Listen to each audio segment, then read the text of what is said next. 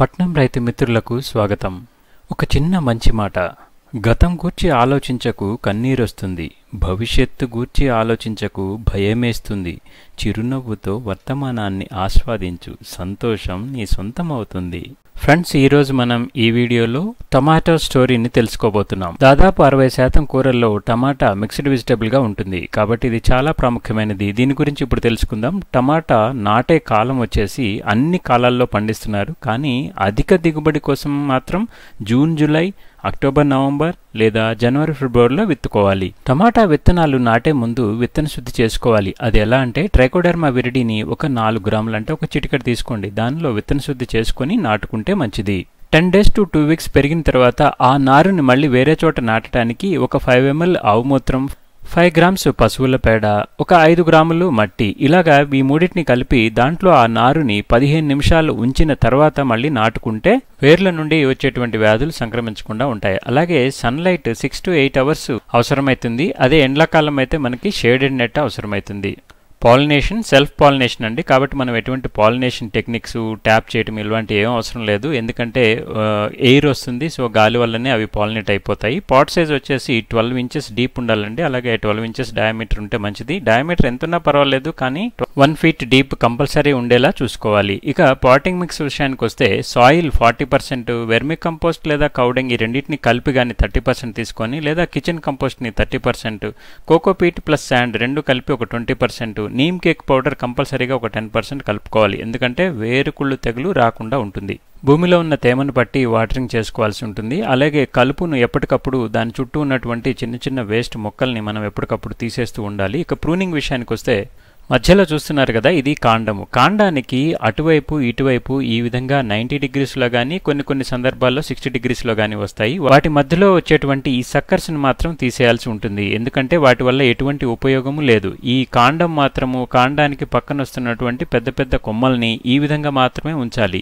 ఈ కొమ్మకి ఆ కాండానికి మధ్యలో వస్తున్నటువంటి చిన్న చిన్న సక్కర్స్ని మనము తీసేయాల్సి ఉంటుంది. అది తీస్తే సరిపోతుంది. చూడండి, ఇక్కడ మీరు గమనించవచ్చు, ఇవి 60 degreesలో ఉన్నాయి. కాండానికి 60 degreesలో మనకి ఆ కొమ్మలు వచ్చాయి. సో ఈ విధంగా వీటిని ఉంచవచ్చు. వీటి మధ్యలో గనక వచ్చినటువంటి చిన్న చిన్న సక్కర్స్ని తీసేయాలి. ఇక టమాటాకి కాయ తొలిచే పురుగు వచ్చేటువంటి అవకాశం ఉంది. దానికి బంతిని ఎర్రగా వాడాలి. అంటే బంతి పూల మొక్కల్ని మనము టమాటా వేయడానికి ఒక 20 రోజుల ముందే నాటుకొని ఉంచాలి. అప్పుడు టమాటా యొక్క పూత వచ్చే సమయానికి బంతి పూలు కూడా పూస్తాయి. అప్పుడు పురుగులు గుడ్లు పెట్టడానికి టమాటా మొక్క కంటే బంతి మొక్కను ఎన్నుకుంటాయి. పురుగుల ఉధృతి మరీ ఎక్కువగా ఉందనుకోండి, లింగాకర్షక బుట్టలను అమర్చాలి.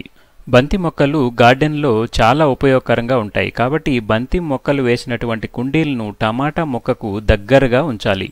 నాటిన 30 రోజుల నుండి ఎల్లో స్టిక్కీ ట్రాప్స్ను అమర్చుకోవాలి.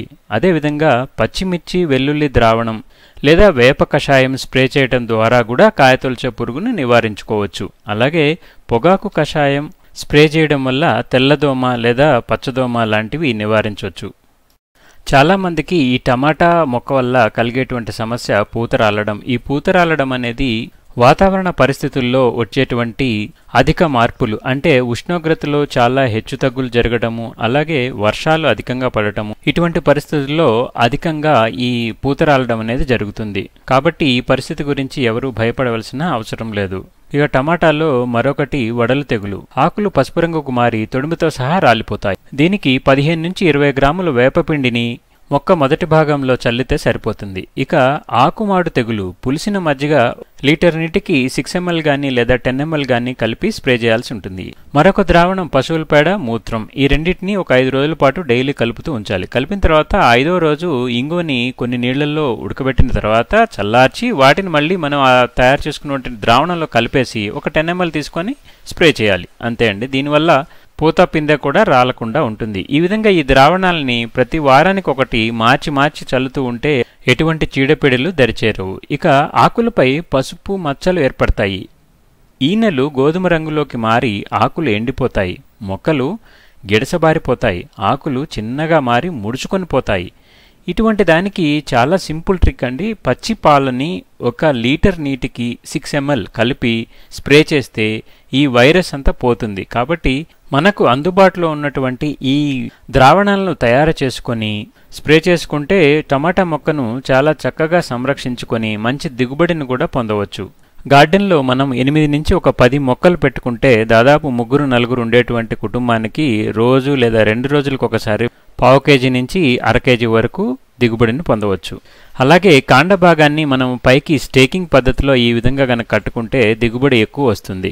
సో ఇదండి ఫ్రెండ్స్ ఈరోజు వీడియో. టమాటా మొక్కకు సంబంధించినటువంటి అన్ని రకాల చీడపీడల గురించి, వైరస్ల గురించి మనం ఎటువంటి జాగ్రత్తలు తీసుకోవాలో పూర్తి సమాచారాన్ని అందించాం. సో ఈ సమాచారాన్ని మీ ఫ్రెండ్స్కి, మీ బంధువులకి, గార్డెనర్స్ అందరికీ కూడా చేరే విధంగా షేర్ చేయవలసిందిగా కోరుచున్నాం.